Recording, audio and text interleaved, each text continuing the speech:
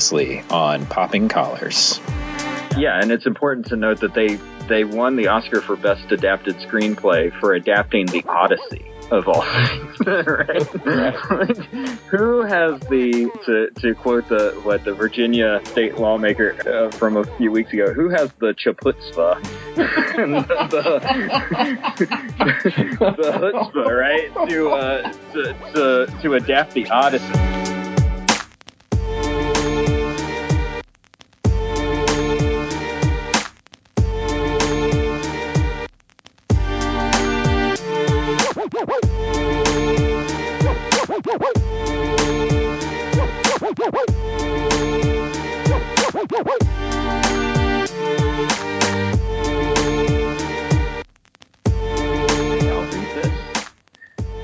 Welcome to Popping Collars, the podcast that lives at the intersection between religion and pop culture, the show where priests, pastors, ministers, and religious thinkers from around the country weigh in on what people are binge watching, tweeting about, trolling on message boards, and celebrating on blogs. My name is Greg Knight.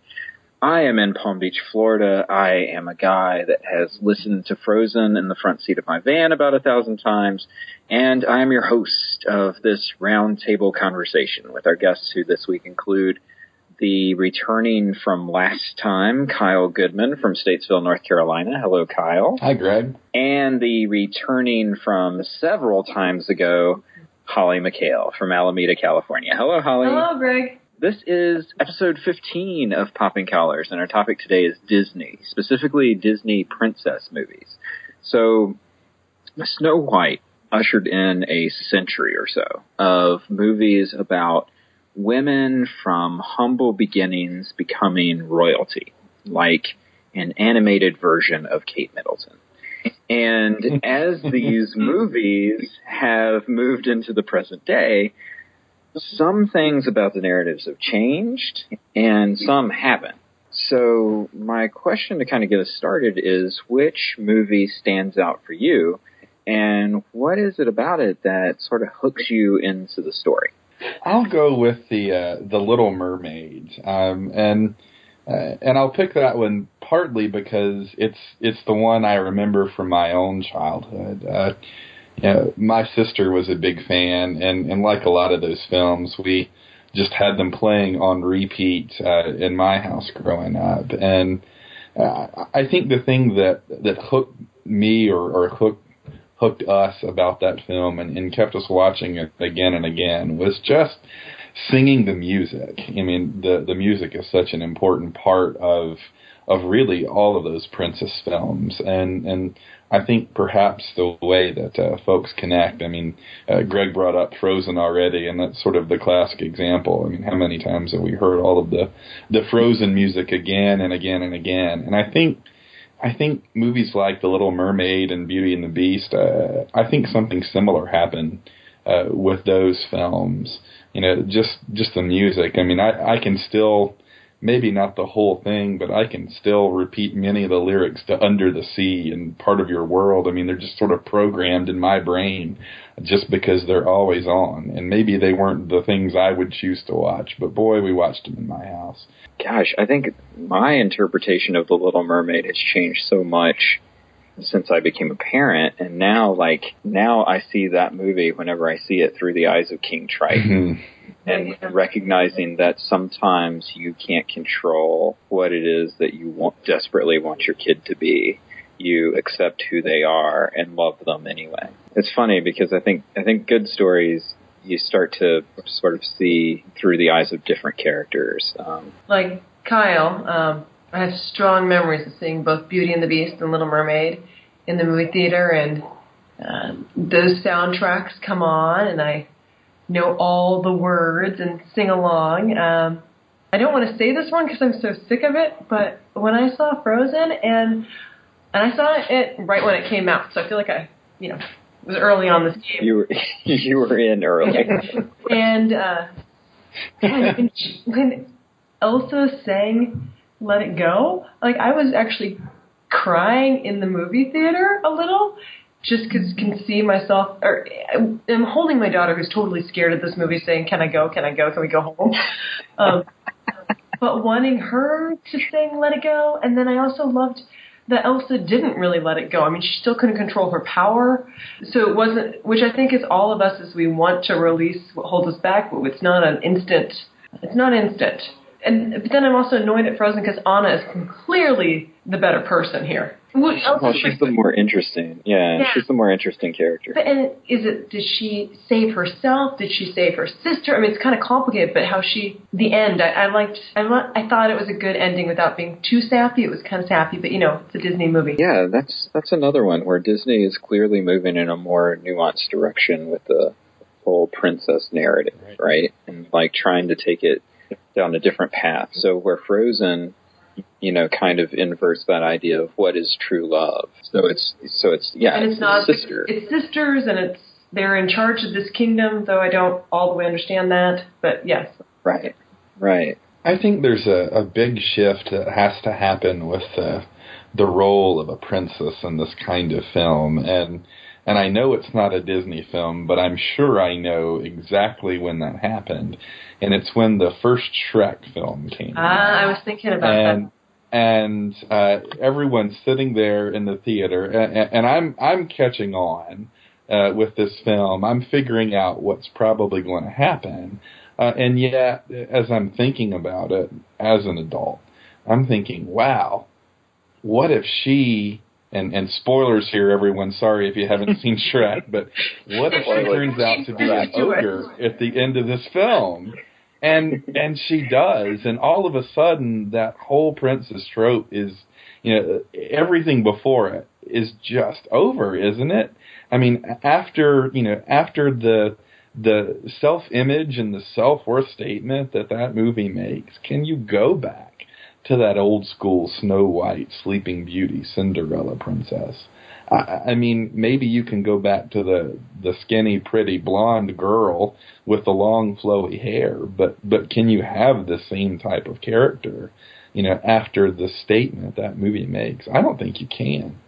I think it necessitates a nuanced character, or it feels like regression. I feel like Disney is kind of reclaiming a lot of the princess movies through the live action movies that they've been doing lately. You pulled out the big three, right? So Cinderella, Snow White, Sleeping Beauty. Those are kind of the big three kind of princesses that still exist in the Disney world. Maleficent, released last year, clearly kind of redefined what Sleeping Beauty was about. Certainly Snow White and the Huntsman kind of redefined. I didn't watch that whole hair thing problem.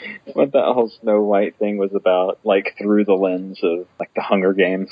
But the Cinderella movie, I just saw it the other day. Fascinated me about that is there are little bits of feminism. It made me think about economics, that Cinderella could talk to a prince and she could pass. But it was the Cinderella story. There was no poking out of eyes, no cutting off of toes. It was Disney Cinderella. So this is one of those topics that I think is kind of harder to weave back around into the religious world. Although I think that there are some things. Got Esther. Like, I don't know, maybe this is my world of, like, children and youth ministry, but I'm constantly trying to get kids to kind of connect to stories, in the Bible, especially younger kids, especially, like, pre-K, kindergarten, first, second, just trying to, like, understand characters, motivations, why people are doing what. And then, of course, like, the Bible always goes totally weird in places, and so it's like you have to kind of edit the stories to make them palatable for children and stuff, and it makes me think of like these Disney stories and like how these kids just watch them over and over again. But Disney's doing the same thing. Like they're adapting The Little Mermaid. But isn't it I was thinking of like Fowler stages of development, because I remember before I had kids like wanting to clean up fairy tales and Jonah and all that. But he talks about how at that age they have these fears and that they need to work through these fears, and so the Bible stories help them with these fears, and also they learn quickly that death and sex are things that they can't talk about. I was at the front, he has the books up front, and there's a book on Jesus dying on a cross, and a kid who's 7 who doesn't go to church is like, what's going on here? Why did he die? And I'm like, well, let me tell you why and how he died, and all the kids were really into it, and then I looked at the parents, and I realized, I am not a Sunday school teacher. It's a really interesting question, though, and I think a rich topic. I mean, I was thinking about Mel Gibson's The Passion of the Christ and how much I hate it, and I hate it, well, for a lot of reasons, but I've only watched it once, and just the brutality of it. I mean, I'm desensitized to a lot. I mean, a lot. I mean, I grew up on Pulp Fiction, right? But there's just something about that I can't stomach. And yet it is the story. I mean, even the parts of it that he's taking away the parts of it that are his editorial and fiction. I mean, it's still the event itself. And how do we stomach the most brutal parts of our story? And I am interested in that, Greg, how we whitewash the Bible stories in our children's versions. I mean, because I got a lot of gifts when I had a little girl, I have about 30 different, children's Bible, illustrated Bibles and their versions. And, most of them are 3 pages and have a smiling whale for the Jonah story. And, there's palm branches and then Jesus raises from the dead. Oh, wait, how did he get there? Yeah, I have my first Bible. It has the creation story, the Noah story, Jesus' birth, and then the end. As someone that works with children and youth, I'm constantly trying to figure out what is it that's appealing to kids? Like, I was just reading an article on Episcopal Cafe, who features our podcast, and we love them. But I was just reading an article on their website about how Sunday school is kind of a dying education piece. That certainly education is necessary in formation, but so is worship, so is service, so are all kinds of things. But it's the method of education, sort of the Sunday school method of show up in a classroom. We have knowledge that we need to give you. You need to ingest these stories and make meaning out of them and be able to kind of internalize them and repeat them, or at least the morals of them, back to us. And here, while you're at it, here's some popsicle sticks and glue, and why don't you make something pretty that we can show your parents so that they feel like you've done something this whole time. And I think that certainly there are some things that I agree with that, which is that, yeah, there are some pieces of this that feel like an outdated model, but certainly storytelling isn't outdated. No. I mean, that's what we do. That's evangelism. That's what we do as a community. So there's something about being able to tell these stories that have existed for millennia that I think is important.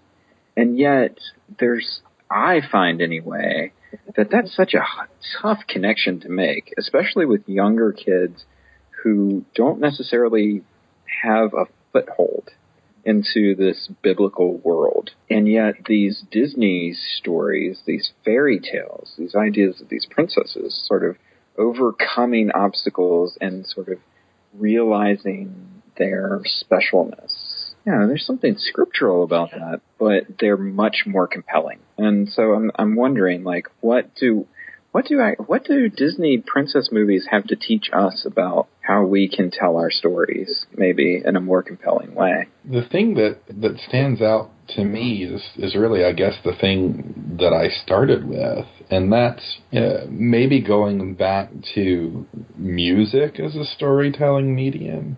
I mean, say what you will about the musical, but are these films the same without music? Yeah. And so my question would be, for Christian education, how do we or don't we use music to tell a story? Because I think that's an integral piece.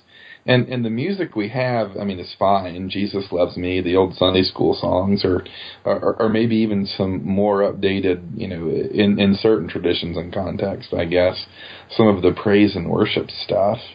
But how is it telling the story? Or is it doing it effectively? Because when you sing Let It Go in the middle of that film, I mean, it connects and it's repeated and repeated.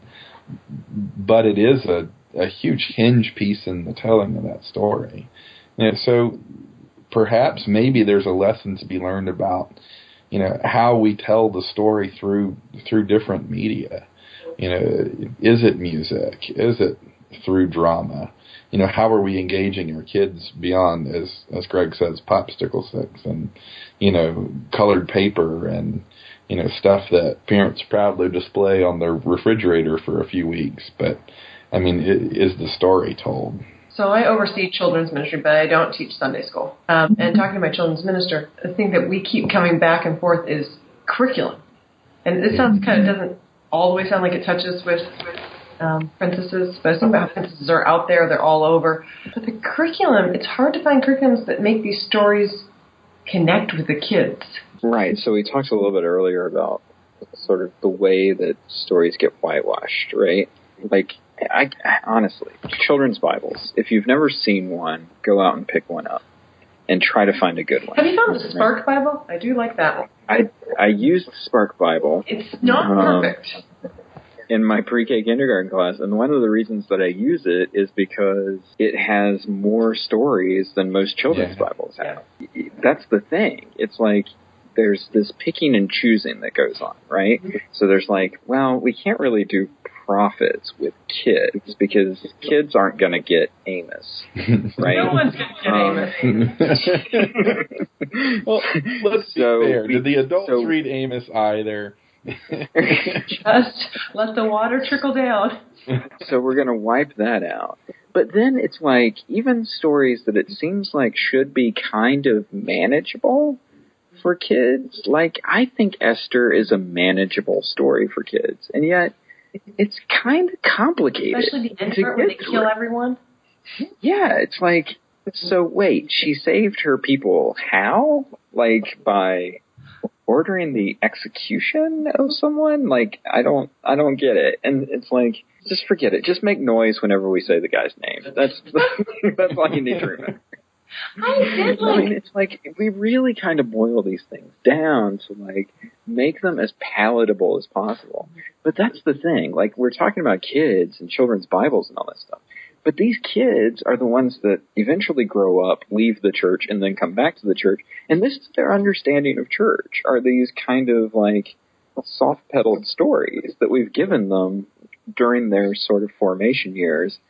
And, you start to challenge adults with like, well, maybe there's more meaning here. And they're like, you've totally thrown their, what they thought religion or spirituality or the Christian life was all about. You've just sort of thrown it off track. Sometimes people struggle with that. Like, they just want it simple. Well, that's a really good point. Why did Disney take out the birds pecking the sister's eyes out and cutting out the feet? Or the Little Mermaid losing her voice. Oh, yeah, she stays part of the sea. A lot of these Disney movies are based on grim tales, right? Grim tales always kind of end in a very particular way. And so Disney's kind of response to that was, we'll just take the beginning of the story that we really like, and then when it's about to get to the part where things are going to go really badly for the protagonist, we're just going to end the story and say, use the tagline happily ever after.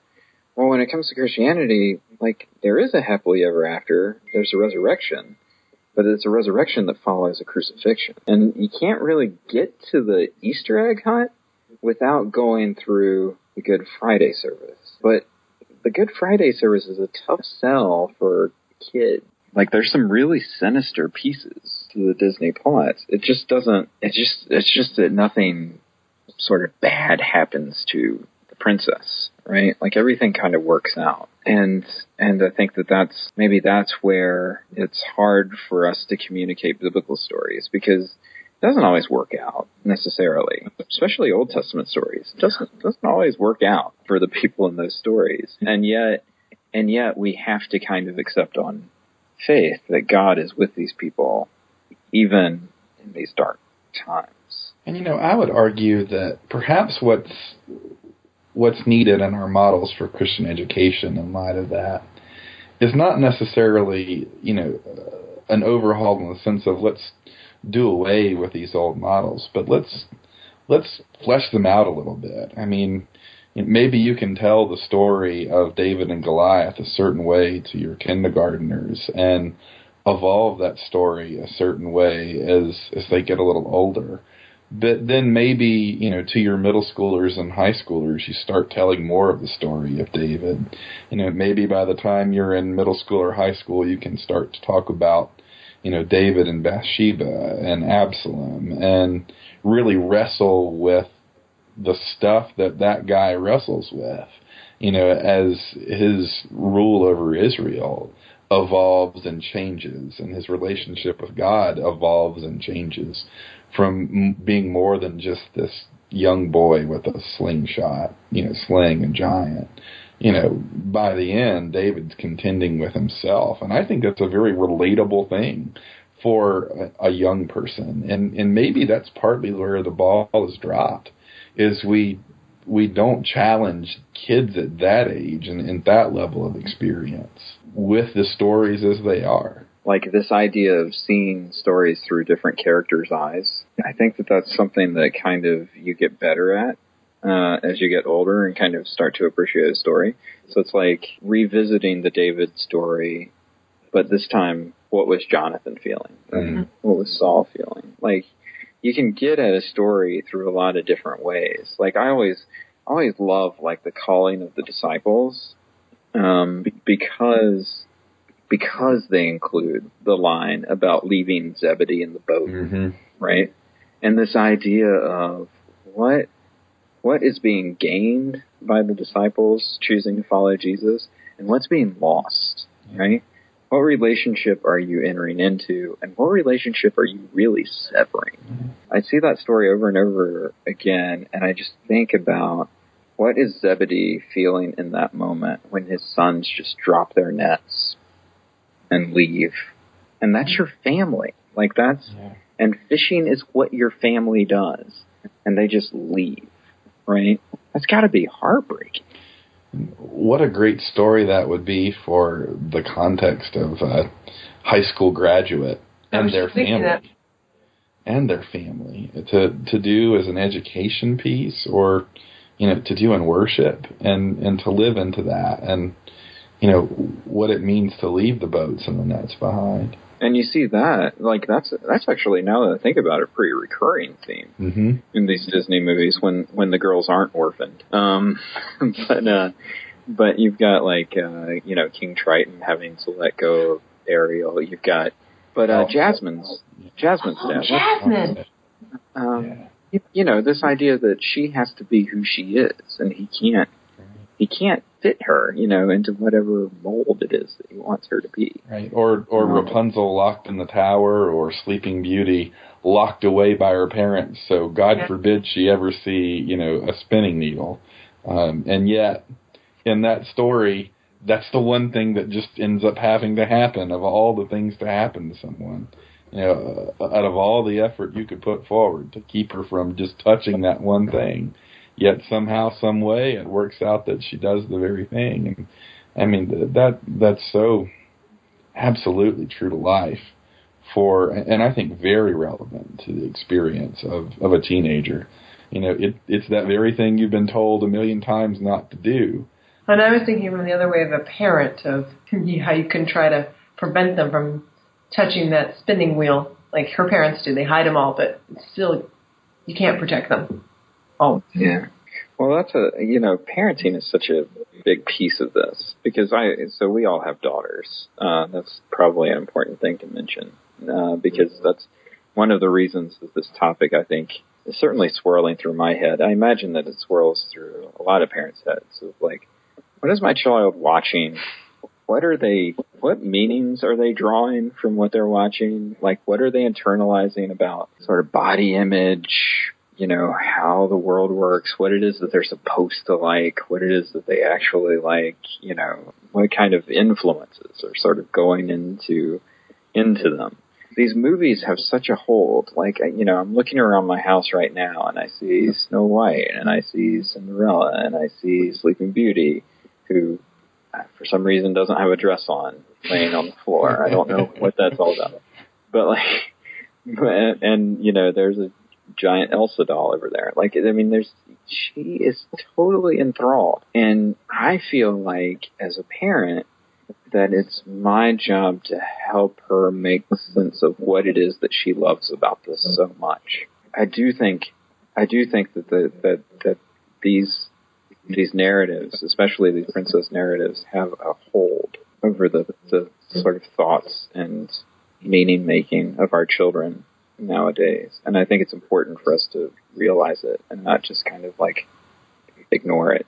In our household, before Elsa came along, because I noticed my daughter, whenever she wanted to be a princess, I'd be like, when people asked her what she was going to be when she grew up, she was princess. I'm like, that's a title. What's the job? Princess of what? Are you a princess of a pilot? What are you? And then she discovered Elsa, and she can be a queen and just be done with it all. But I think that Frozen actually moves us in a really good direction.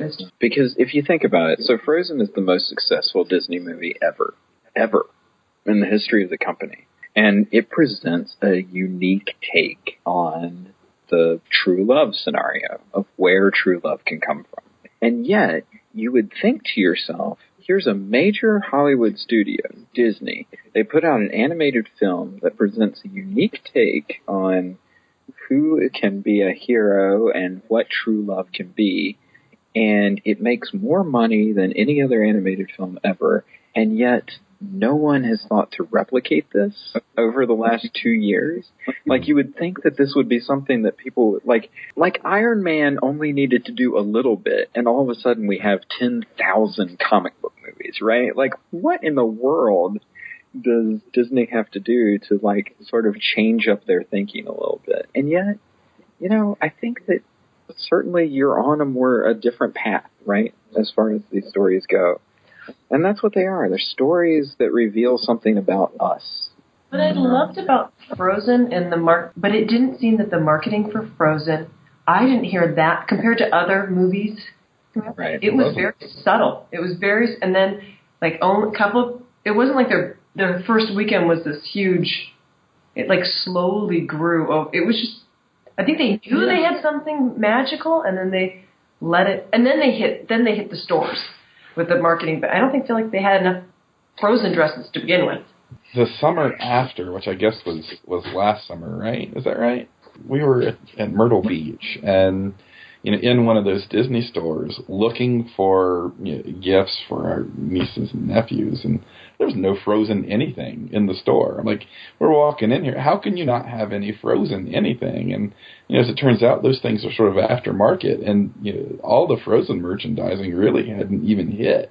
Even the summer after with the popularity boom, I don't think they knew what they had on their hands with that film.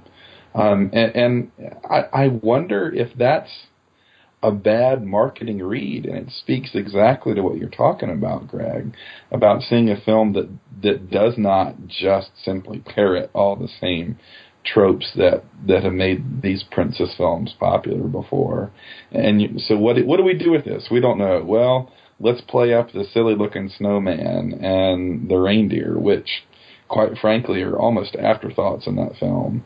I wonder if they were added at some point in the thinking just to give the film a little more comedic relief or a little bit more of a connection point for little girls. And yet, ironically, you could take those things out of the film, and would it still be the same movie? I think maybe. You could take Olaf out.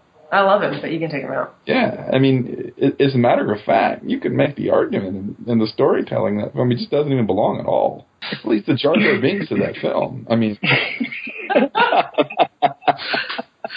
isn't he? I mean, Ben can be Chewbacca, but Olaf is Jar Jar Binks.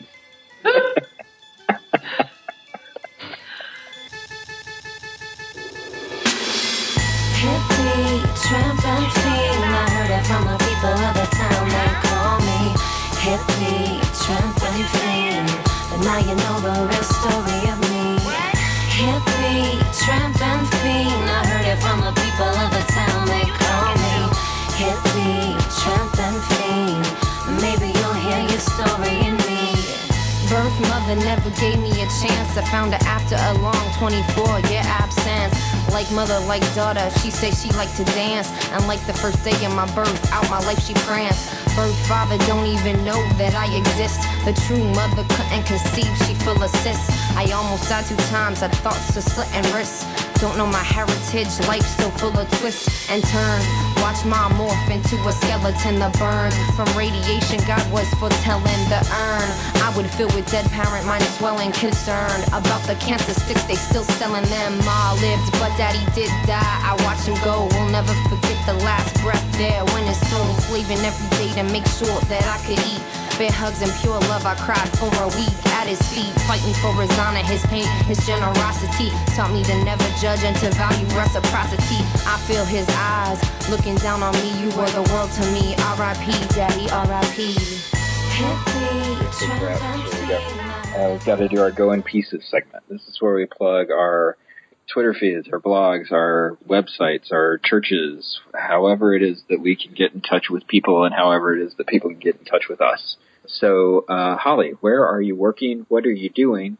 And how can people get in touch with you? I'm working at Our Savior's Lutheran Church in Lafayette, California. It's the church behind the car wash here in Lafayette. I'm the associate pastor there, so it means I do the cleanup work. I work with seniors, both children and seniors who are older and anyone in between. You can get a hold of me through Facebook, Our Saviors, or email, or just Google me. I'm really famous. All right. Kyle, where are you? What are you doing? How can people get in touch with you? Sure. I'm Kyle Goodman, the pastor of Concord Presbyterian Church in Statesville, North Carolina. And you can find the church on the web at www.concordpresschurch.com, or you can find us on Facebook. You can also find me on Facebook, still not on Twitter, although I'm really thinking about getting a Twitter handle, mostly just for this show so I don't embarrass myself every time we go in pieces. My name is Greg Knight. I'm the Director of Children and Youth Ministries at Bethesda by the Sea Episcopal Church in Palm Beach, Florida, where you can find us on the web at www.bbts.org. I don't know why I did the www. I think I was just copying Kyle. Sorry. Popping Collars, however, you can find all over the place. You can find us on the Facebook at Popping Collars. You can friend us or you can like us. You can find us at facebook.com/poppingcollars. You can find us on Twitter. We're at Popping Collars. You can find us on Instagram, Popping Collars Podcast. You can find us at our website, poppingcollarspodcast.com. You can email us, poppingcollarspodcast@gmail.com. You can also find us featured on episcopalcafe.com. You can find us wherever you get your podcasts, whether that be the iTunes Store, Stitcher, or TuneIn Radio. That is Popping Collars for this week. So thank you, Holly. Thank you, Kyle, for being here. And you can keep those collars popped. We'll see you next time.